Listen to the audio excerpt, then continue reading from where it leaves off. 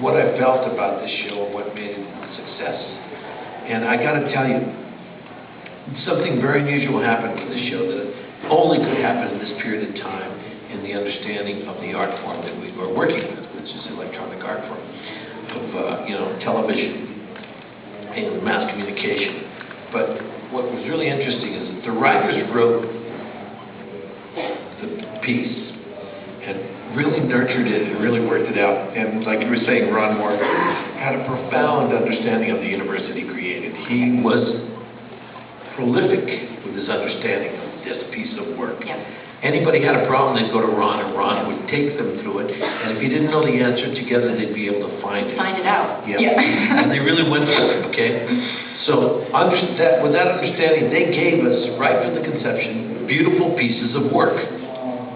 Then we got it. The production team got it.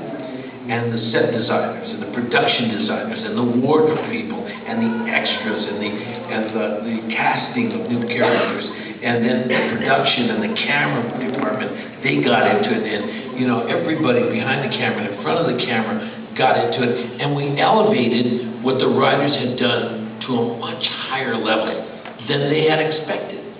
The writers were, wow, they'd come and they'd sit there with their mouths open saying, we meant this, but now I see this. Yeah. Something else happened. And that works. What a beautiful thing. I didn't expect that when I wrote it. In a big way, that was constantly going on. Then we would hand all of our work over to the post-production. Then special effects. Then the music, Bear. Oh, get it. Masterful Bear. Young and masterful. Young and masterful. I know. But Bear would get it, and then the editors would get it. And Andy and McClure and all these kids with post-production with Paul Leonard would get this material and start to tell the story even more intricately and more emotionally than we would have ever been able to expect. Because again, you start to edit the piece together. And when they were done with it, oh my God, unprecedented. It had gotten to a much higher level than even the production could have taken it. Then they put it on the air. And here's where all hell broke loose. This is where you got inhabited. You guys got involved. You guys started from all over the world, started to blog with Ron, David, with the writers. And you guys know who you are. You guys know how you would go online and start to ask questions and start to talk with one another. And the writers would read the blogs. They'd watch and they'd listen. And you guys took it to a higher level than we could have ever imagined. Because you demanded more. And what ended up happening is like the Last Supper photograph. Okay? Somebody got it, bent it, put it together. Now this is what it means. And it did mean that.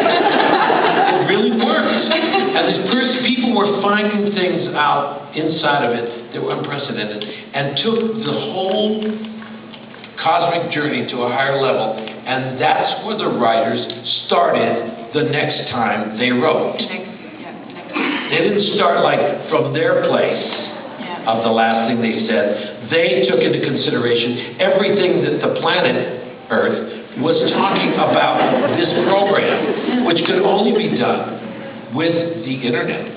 It was impossible. This kind of communication was impossible years ago. And now here we are with, you talk to anybody anywhere on the planet. You blog, you Facebook, you do whatever you want to do. Who's Twittering? Somebody's Twittering right now.